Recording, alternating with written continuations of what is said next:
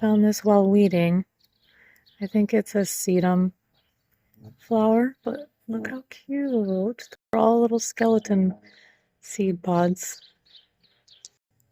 I love finding stuff like this. I'm prepping this hydrangea.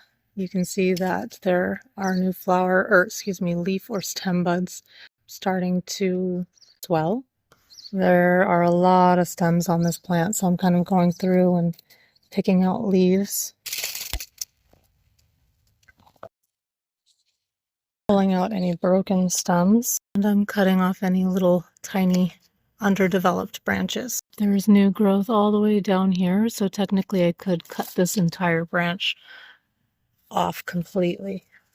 Doing the scratch test to see if branches are dead or alive. This one doesn't have any green, so it's dead. That means I can cut that off. And doing the scratch test, this branch is dead. I'm scratching just above nodes to just double check. But yeah, it looks completely dead. So wait, maybe down here. Just in case, I'm gonna cut above it anyway. If I can. It does seem like there's some green right there. Let's go here. Nope. You can see it's completely brown right there. But that'll be fine. And although this one is growing inward, I'm just gonna leave it like that. If it were still alive, it would look like this one. And you can see I cut right above those nodes.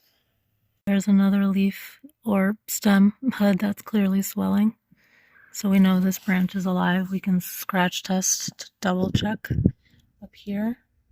Very green. You just look at this stem, it looks like it's very brittle and does break easily. Scratching it proves again that it's dead. You can use your pruners to scratch also. That's dead. Alive below these nodes. Nope. So I can cut it all the way down.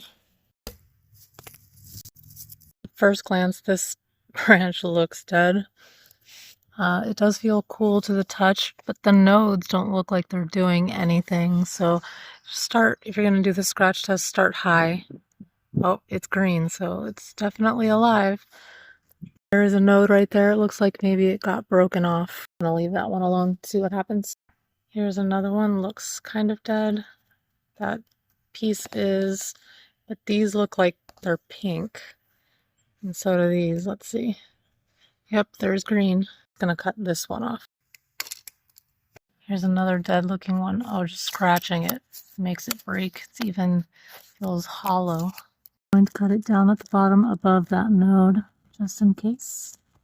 You can see another leaf bud right there. So technically I could cut this branch right above it if I wanted to. Here's another dead looking branch. Nothing green. So to be safe, I'm going to cut above a node. But if I scratch below that node, it's still dead, so I can just cut all the way, actually. Another super skinny branch that can go. There's another one. This one I was just testing to see if it was brittle, and it just popped out of the soil. So it's dead.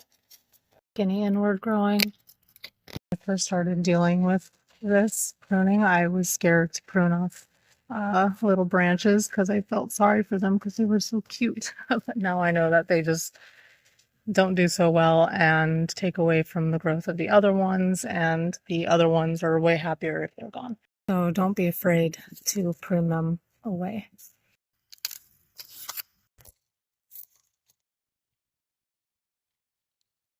That little leaf coming from the ground is a good sign. Here's a branch that I cut on recently, but I feel like it would be better to cut here because this little node is so tiny. This one's stronger, and it's facing in a good direction away from the center of the plant. You're wondering what would happen if you cut your hydrangea way too high above a node. Here are some nodes, and here are some budding nodes. If you were to cut right here, then you would just have nice branches but this whole stick, if you cut here, would die back. So you just have like branches coming from here and then a dead stick sticking out for no reason. Right now, it's going to make branches from this spot, and there's just a short little stick that's dying back. I just realized it's actually hydrangea seed pods, skeletonized. They're all over the bush still.